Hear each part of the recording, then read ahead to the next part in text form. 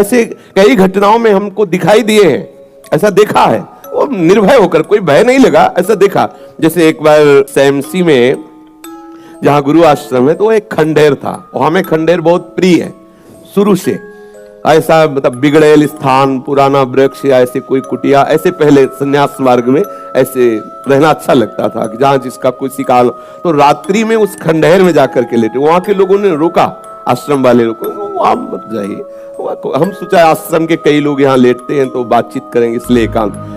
यही गए तो अंदर मंत्र चल रहा था, और एक छोटी सी टार्च सिराने, छोटी सी घड़ी दुप दुप वाली, क्योंकि उससे पता चले ना तो मतलब टाइम का। तो ऐसे रख के वैसे से थोड़ा ही लेटे, तो उस समय जटाएं बड़ी बड़ी थी, तो ऐसे उनका तकिया की तरह जटा रखे, तो ऐसा लगा जैसे कोई हमें बहुत जोर से दबाने की चेष्टा कर रहा है।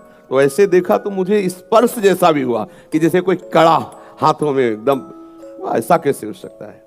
जब हम मंत्र जप रहे हैं तो कोई ऐसा कैसे हो सकता है कि कोई अशुभ आत्मा के छुए? तो टार्च लिया, बाहर निकले, कोई नहीं। मुझे लगा कि मेरी मानसिक बिगड़ेल बुद्धि हमको भयभीत करना चाहती है। नहीं, मैं नहीं मान।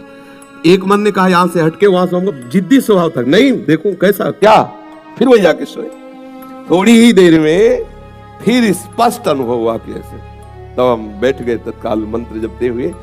फिर हम कहा अब यहाँ ठीक नहीं है, क्योंकि बार बार विक्षेप डालेगा। मंदिर में गए, उन लोगों से कहा, बोले अब जानते कि वहां है, आप क्यों गए? ऐसा एक बार ऐसा हुआ, 3 बजे हम शौच के लिए कमंडल उठाया, तो जंगल में जाना होता था, कोई शौचालय की ऐसा, वो तो अभी कुछ वर्षों से शौचालय का ऐसी व्यवस्थाएं बनी, नहीं तो ग्रामीण आदि देशों में कहीं शौचालय पूरे नगर में नहीं होती थी, वो तो अभी व्यवस्थाएं हुई। तो कमंडल लेकर शौच के लिए निकले, तो देखा कि गांव के बाहर एक नववधू लोटा लिए शौच के लिए जा रही। तो हम खड़े हो गए कि जिस दिशा को जाए उससे विपरीत दिशा में हम, वो खड़ी हो गई। फिर विचार किया कि हमें लगता है ये यहीं शौच में बैठना चाहती, तो हमने रफ्तार बढ़ाई। जब रफ्तार बढ़ाई तो देखा कुछ दूर आगे जा रही, तो लगा कि ये तो पीछे खड़ी थी, आगे। हमारा ये था कि हम कभी डरने वाली स्थिति में अपने को नहीं खड़ा करते हैं।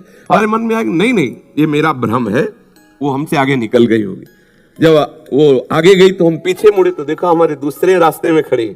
अब हमें पक्का विश्वास हो गया कि ये कोई स्त्री नहीं है, कोई पतित आत्मा है जो इस रूप में है। जोर से भगवान नाम उच्चारण खत्म किया, ना कोई भय और ना वो हमें दोबारा दिखाई दी।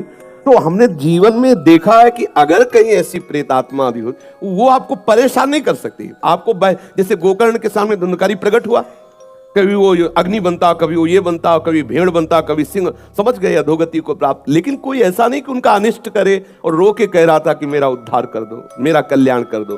तो ये प्रेत आत्माएं भगवत धाम वासी, भगवान नाम जापक, वैष्णवों के प्रति अपना कल्याण करने के लिए आती है। किसी को भी कभी घबराना नहीं चाहिए। यदि कभी ऐसी परिस्थिति हो तो उच्च स्वर से नाम कीर्तन करने लगना, विश्वास करना, तुम्हें छू नहीं सकता कोई। ये हम इसलिए सत्ता नहीं मानते। जैसे कभी कोई प्रश्न करता है तो कह देते मेरे भगवान ही भूत रूप में आए। ये एक स्थिति है, एक भावना की स्थिति जो सत्य भावना है। वासुदेवा सर्वमिति, तो सब प्रभु ही है, और सच्ची बात सब प्रभु ही है। लेकिन ये जो अगर हम उस स्थिति को नहीं पहुंचे तो पक्का समझ लो कि अगर प्रेत योनि का कोई भी जीव तुम्हारे सामने आता है और तुम भगवान नाम जप कर रहे हो तो तुम्हें कभी परास्त नहीं कर सकते।